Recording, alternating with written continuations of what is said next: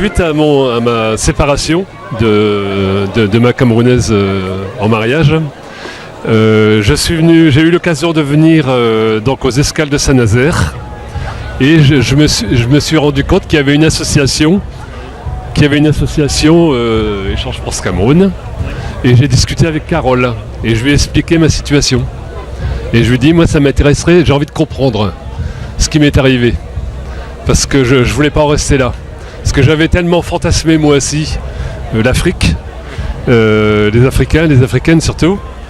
J'ai dit je ne peux pas en rester là, quoi. Il faut que je comprenne. Parce que je ne comprenais pas ce que mon ex comprenait. Donc il fallait que je m'immerge un peu. Bon, ça a été par le biais de l'association Échange France-Cameroun. D'en parler à des amis, tout ça, je me suis rendu compte qu'il y avait plein de situations comme la mienne. De gens qui s'étaient mariés avec des Africaines, camerounaises, ivoiriennes, sénégalaises. Et j'ai appris beaucoup. Alors, j'ai appris différentes façons d'interpréter la chose. Par exemple, le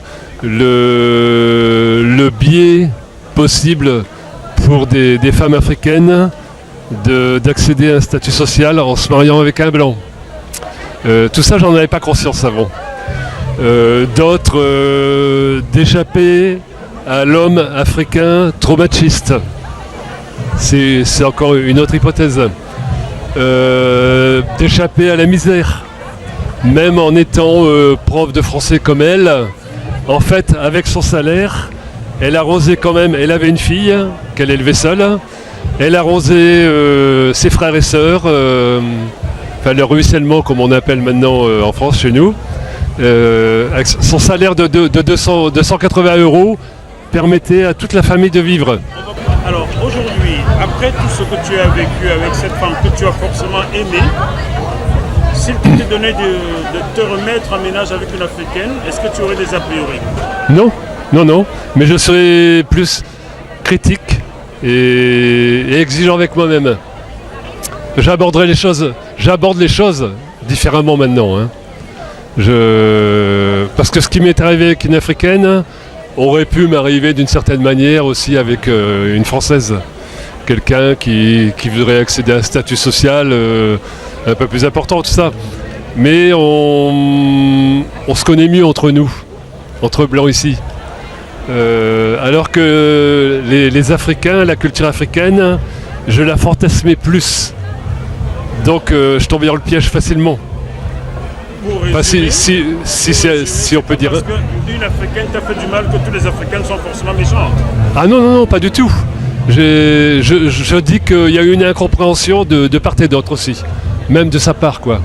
Et on a été trop vite. Et j'envisage même de la recontacter à mon retour du Cameroun. Elle est toujours en France? Elle est toujours en France, oui. Elle aime toujours, hein? J'aurais envie de rediscuter avec elle. L'aimer, c'est ambigu, je peux pas dire ça. Mais ça me touche, elle me touche encore.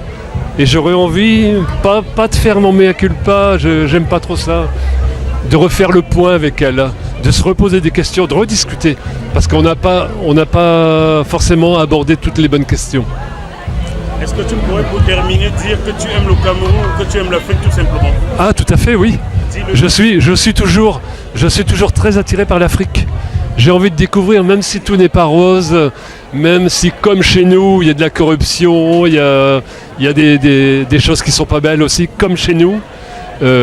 Et souvent même, on a notre part de responsabilité très importante de ce qui se passe en Afrique. Mais je suis attiré par l'Afrique.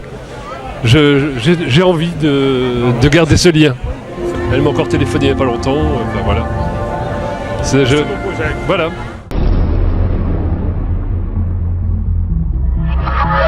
Ce programme vous est proposé par Deviseo Fret, spécialiste du transport international Afrique, Dom-Tom, Océan Indien. Retrouvez-nous sur www.deviseo-fret.com. Téléphone +33 139 85 14 23.